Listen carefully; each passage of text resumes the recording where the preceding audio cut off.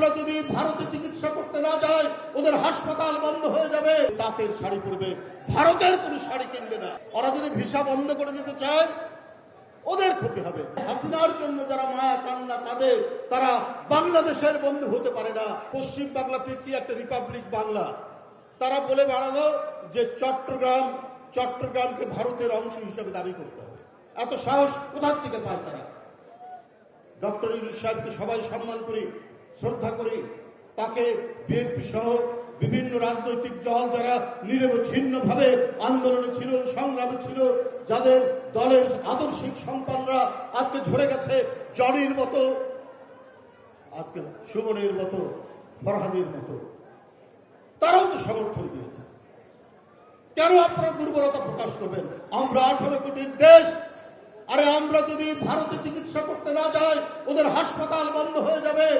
আমরা যদি ওখানে কেনাকাটা করতে না যাই ওদের নিউ মার্কেট বন্ধ হবে, ওদের সুপার মার্কেট বন্ধ হবে, ওদের দোকান পাট কলকাতা এবং আশেপাশে ব্যবসা বাণিজ্য চলবে না। সুতরাং আজকে আমরা প্রত্যেকেই ভারতের পণ্য বর্জন করব না? আজকে আমার মা বোনেরা বাংলাদেশের টাঙ্গাইলের শাড়ি পরবে, খাদির শাড়ি পরবে। আমার মা বোনেরা বাংলাদেশের তৈরি যে তাঁত, সেই তাঁতের শাড়ি পরবে। ভারতের কোনো শাড়ি কিনবে না, ভারতের কোনো জিনিস কিনবে না। যারা অবিরাম ভাবে যারা আমাদের বিরুদ্ধে মিথ্যাচার করছে, আমাদের দেশ দখল করতে চায়, চট্টগ্রামকে ছিনিয়ে নিতে চায়, তারা কখনো বাংলাদেশের বন্ধু হতে পারে না। আর ওরা যদি এই পরিস্থিতি যদি রক্ষা করতে চায়, ওরা এই পরিস্থিতি চায়, তাহলে ওদের ক্ষতি হবে, আমাদের ক্ষতি হবে না। ওরা যদি ভিসা বন্ধ করে দিতে চায় ওদের ক্ষতি হবে, কারণ আমাদের বিলিয়ন ডলার আর পাচার হবে না। ভারত থেকে ফেন্সিডিল আর ইয়াবা বাংলাদেশে ঢুকবে না।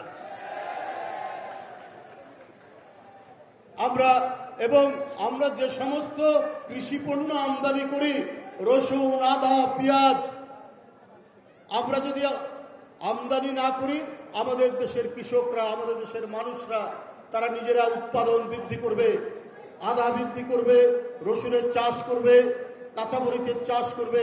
আমরা ওদের মুখাপেক্ষী হবে না। দেশ স্বয়ং সম্পূর্ণ হওয়ার উদ্যোগ গ্রহণ করবে দেশের মানুষ। সুতরাং আমাদের কোনো ক্ষতি হবে না, ক্ষতি হবে ওদের।